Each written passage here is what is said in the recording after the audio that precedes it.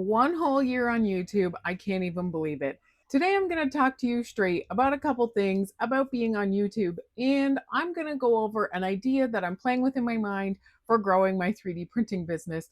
And I'm curious to know what you all think about it. Welcome back to the channel. My name is Ashley. I have grown a six-figure bakery from my home here, and now I am using all of the knowledge that I found online and through courses to build that bakery to build our 3D printing business. But this time I'm taking you along for the ride so that you too can learn how to build a 3D printing business from your home.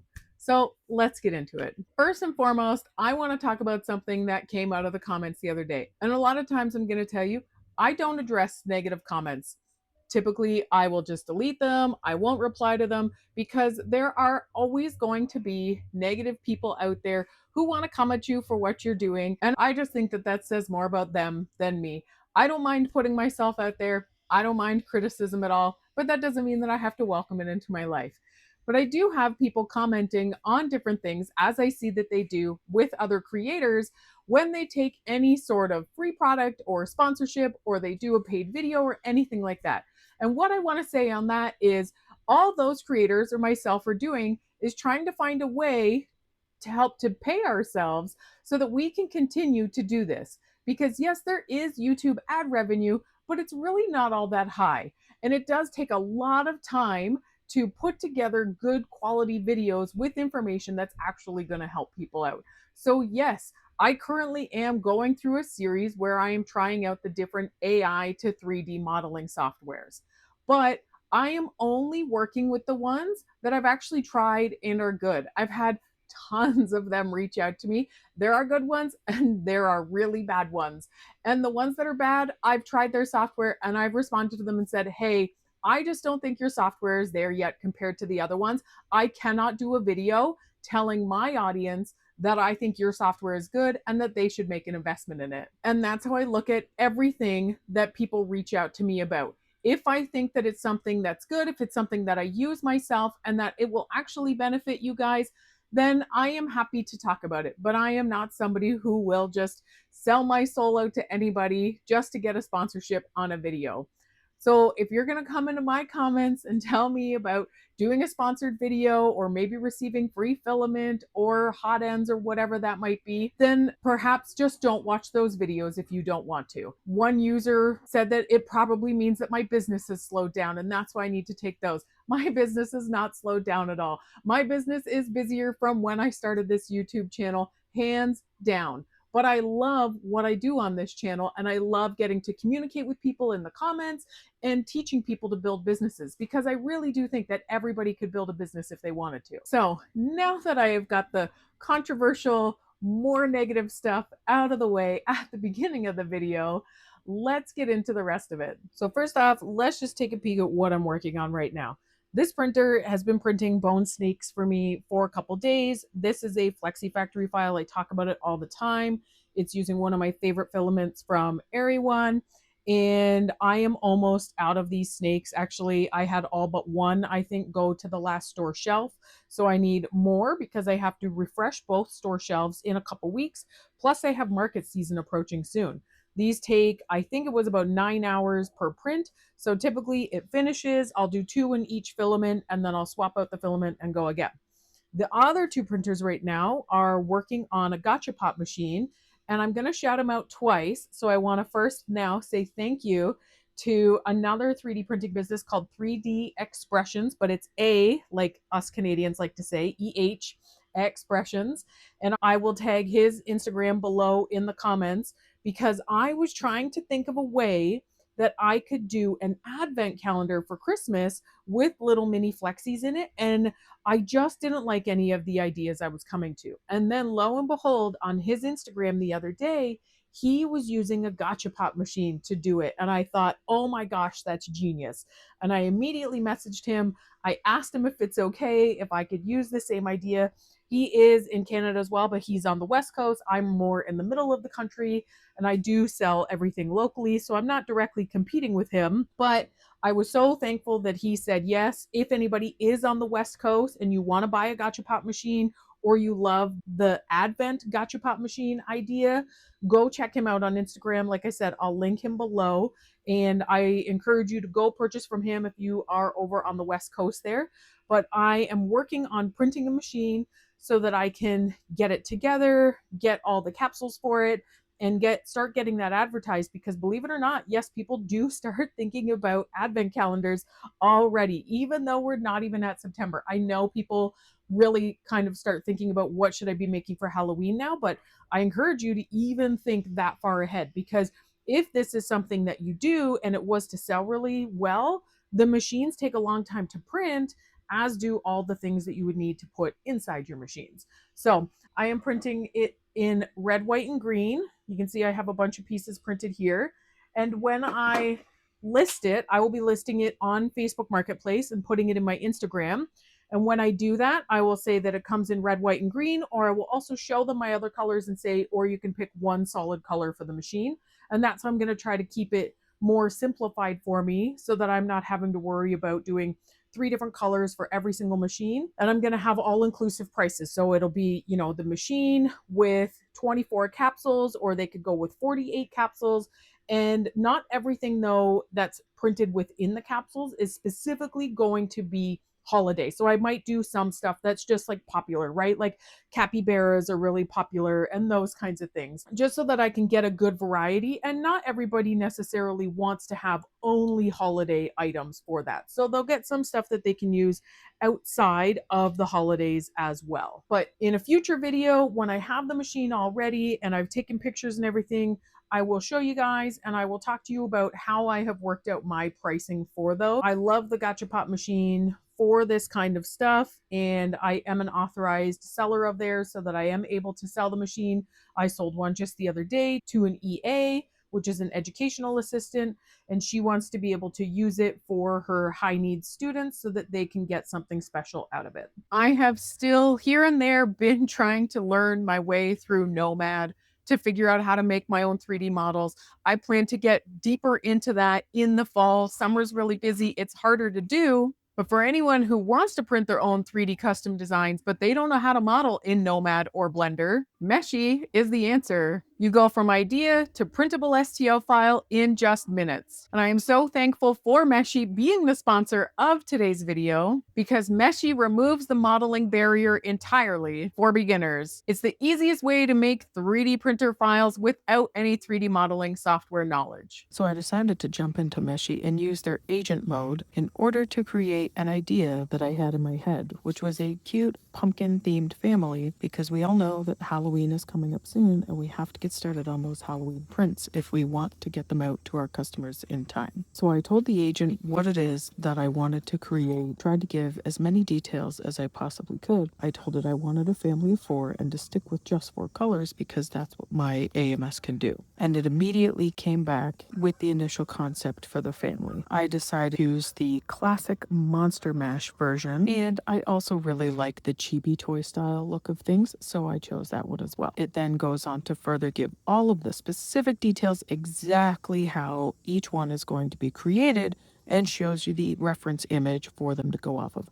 I loved the different models that it came up with, so I just asked it to make the first one, which was Dad. I didn't like, though, that his eyes didn't match, so I quickly made that switch, got his eyes changed up, and then awesome, let's go ahead and make models of all of the other ones. But again, I wanted a quick change, and I wanted no highlight in the eyes. So this is again something that I can just chat with the agent about to really be able to make that switch so quick and easy. And when it made them into the models, there were some issues with the eyes in the mother and father pumpkin. I was able to get it to use smart topology to retexture both of those so that it could fix the problem that it was having with the eyes. And you can see here that it does that real quick, so it nicely cleans it up, reapplies that texture, and then we're going to recolor those models so that we have them all ready for printing.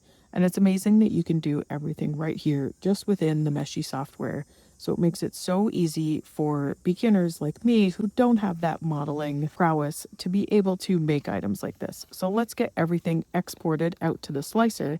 But I did decide that I want to take that baby bat pumpkin and I wanted to actually split it into parts to make it print way quicker. So by going into the workspace and clicking on print, I can actually tell it again to split this model into parts so that I can separate all of the different colors out onto plate. And you can see here, I click on plate, it separates it, and I'm going to download that and get it right into my slicer. Once inside of Bamboo Slicer, I made it a little bit smaller, and then I went ahead and split it to objects, and I placed all those different objects onto the plates according to their colors. And then those parts will be really easy to just glue together afterwards. I did color his eyes to be black, so there will be some color changes there, but that is okay with me. I'm going to slice that file, and then I want to get that cute little ghost pumpkin ready to print. So I brought that into the slicer. I'm going to throw in some supports to make sure, obviously, that it's going to print okay. And I'm going to slice that and get it over to the printers too. All right, checking in on how our pumpkin family is printing. So this is the ghost pumpkin that's printing right there. It's going well so far. And then here I printed the black pieces for the bat pumpkin. So you can see that's got the wings and then the ears. There is the top part of the pumpkin, and we're just going through a color change over here. So we have the actual body, and the feet and the hands are printing in their parts on there. So these both prints have a few more hours to go. I'll get them off. I will get this one together and I will show you the final result. Here's our final products. I already put together a pumpkin. You can see that everything went together so nicely. They all had little smooth spots on the pumpkin to show you exactly where all those pieces were supposed to go in place. I think it turned out perfect. And my little ghost pumpkin, which I printed two of this because I knew I would like it and I was doing the color changes anyways. So I figured I would just print two. And again, it printed so well. I love the way that the white cover is draped on him. It looks really realistic. I'm very happy with how they turned out. So if you have an idea, maybe like mine, maybe of your own, turn it into a print ready 3D model. Meshy it now at 50% off via the link in the description box below. Now, along with already planning for the fall and for the holidays, markets, all that kind of stuff, I have been playing around with an idea in my mind of how else I can grow this business and come and give good content on YouTube as well. And what I am considering is renting out a space in my small town. It would just be an office that is within a house. It's owned by a mortgage broker. They have their office in it. There's a lawyer that has an office in there. And what I want to be able to do is to probably put two of my three printers there, buy another one, maybe two printers. I would keep one printer here at home that then I can use whenever I want or need to. But I would hope to have three or four printers in that room to start. I would have a desk area where I can do some work. I would love to be able to get a sit stand desk in there. That would be ideal. And then I would have a little area where I could film my YouTube content and I don't have to be in such a confined space like what I'm in this room, which is half of my kids' toy room and half of a print room. I know it seems like it's a big space, but it's actually only about 6 feet wide. It's pretty small. But what I could do in that space then is it will allow me, I think, to grow my local business, but I can also be a resource for my community. So I wouldn't want to have daily store hours. That's too much of a time commitment, in my opinion. But what I would like to do is 2 days a week, possibly three, maybe in the winter, right? Not in the summer months, but 2 days a week, I could have store hours essentially. And I could sell some filament in there, or people can come in and, discuss different things with me. Obviously, I'll have a display of the different things that I sell so people can come in and see them in person and be able to purchase things. But it's something where it's small, it's manageable. The cost is not very high, right? I'm not talking about a giant, massive store. I'm literally just talking about what would have once been a bedroom in a house, but it's bigger than this space here. It gives me that room to grow and it gives me its own separate space as well, that I'm not trying to wonder how can I possibly grow in such a tight space. It's not constricting me to having store hours because I also don't want to run a typical retail store. I don't want to be in somewhere running, from 10 a.m. to 6 p.m. every single day or whatever it might be. I have the bakery to run. I love being able to run that from home, but I like that this is giving me an option where I'm going to play with this idea in my head for a couple weeks. I'm also going to put some feelers out locally and see if people would be interested in having a place right in town where they could possibly come and purchase filament. We do have a very well known big 3D printing store about 25 minutes from us. And I'm not saying that I'm going to stock a ton of filament. I would probably only stock maybe bamboo filament, right? Something that I use a lot of, maybe a couple of the other brands that I really like Zyro or Airy One. But I just really like the idea in my head right now of where it could possibly go to. It's something that I think I'm going to be willing to chance for a few months, especially leading up to the holiday season, to see what the possibilities in that could be. Now, I am being given a good rate if I want to rent this space in the beginning in order to help me to be able to make this grow. If it is something that becomes more successful, my rate will go up, right? Obviously, if the business is getting better, and that's completely understandable. I'm very fortunate to know a lot of people in this town and to have some really good connections because of, what I have built up with the bakery over the years. But I don't want to rush into this decision either, and I really want to think it through and make sure that it's going to be the right decision for me, my family, for my business, and allow me to still continue to be doing this because I don't want to get so overwhelmed just growing my own business that I can't come and still do this on YouTube because I do truly really love it. This space also happens to be the location where I host my night market twice a year. I am going to be taking that market down to just once a year. I think I'm going to only be doing it in the spring, although they would like me to do it more. But the problem is we can't do an outdoor market year round here in Canada. It's very dark and cold in those winter months, right? It gets dark at 4:30 in the afternoon for a couple months, so it's not viable to be able to run a market at night. Perhaps it could be something done during the day, but it's just cold. So I said, I don't know the viability of that. I'm open to being a part of the markets. I just don't think that I can continue to organize them, or at least to organize it more than once a year going forward after this one, because it is so much work to do. I love it. I love how it brings the community and the businesses together, but it's so much of a time investment. And as both of my businesses plus my YouTube grow, there are some things that have to give, and that's just life. So, what I would love to hear from you in the comments below are, what are some of the ways that you have thought to grow your 3D printing business that might be different from the norm?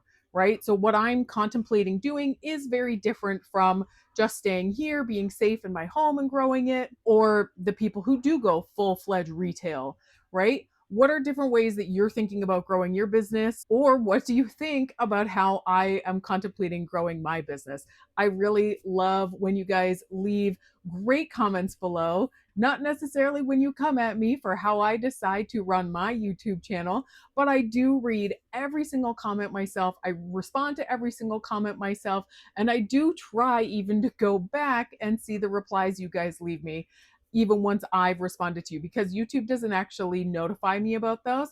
So sometimes they get missed, but I do try my best to go back and remember to check on them as well. Don't forget to hit that like button. Don't forget to subscribe because we got market season coming up. It's going to be busy. I've already got, I think, 5 markets on the calendar, and I'm going to keep you guys in the loop on everything that I'm doing for them, including the new clicker bar that I'm going to set up on my table. I'm going to figure out exactly how I plan to do that over the coming weeks and start just getting everything printed and then lay out my table so I can figure out exactly how it's going to work. Thank you all so much for watching, and until next time, happy printing!